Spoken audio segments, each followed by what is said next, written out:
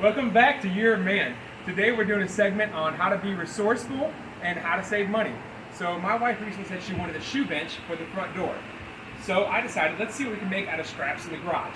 So I took some 3/4 inch plywood, I took some 1x2 poplar and some 2x6 and put them all together with some Craig jig joints. We did some traditional screws, and now we're in the process of sanding and staining. I'll put some clips together so you can see the progress as we go along.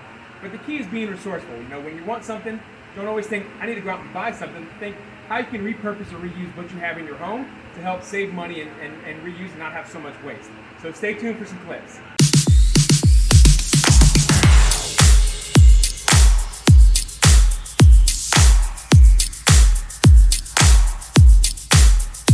Alright guys, we're doing the different levels of sanding. Why this is important is how you get your wood smooth and ready for the finished product. So there's different levels of sandpaper. You start with the lower the number, the coarser it is. So picture 60 grit is where I started. Picture it like really gravelly grit. And then it goes all the way up to 600, which is almost like paper smooth.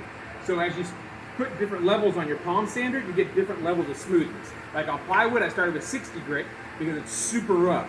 But on this poplar, I started with 150 grit because it's really soft and smooth wood already.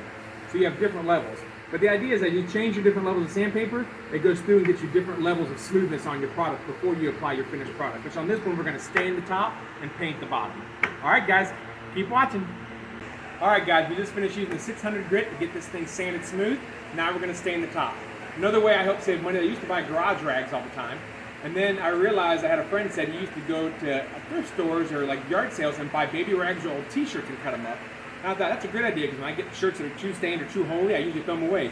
So now I cut them up, repurpose them, and I use those for the stain.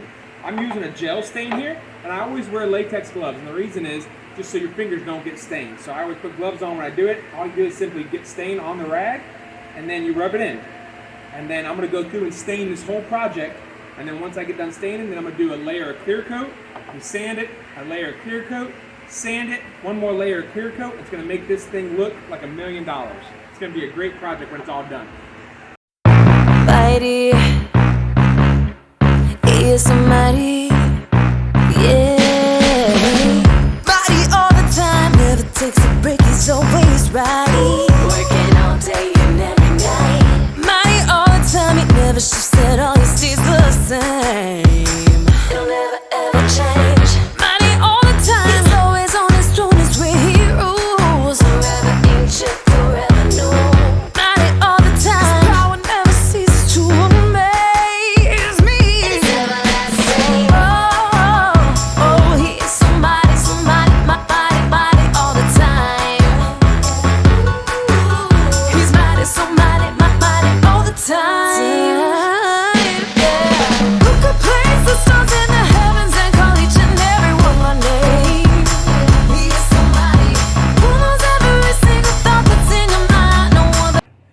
Guys, here's where we're going to stop for now. We got the first coat of stain on it. We got the paint on it. We have to let the stain dry for between 12 and 24 hours before we can come back and do the coats of poly. And we'll do another video showing you how to do the polyurethane, sand in between each coat to make it look like glass on top of this. Like and subscribe below, and come back to watch the next video.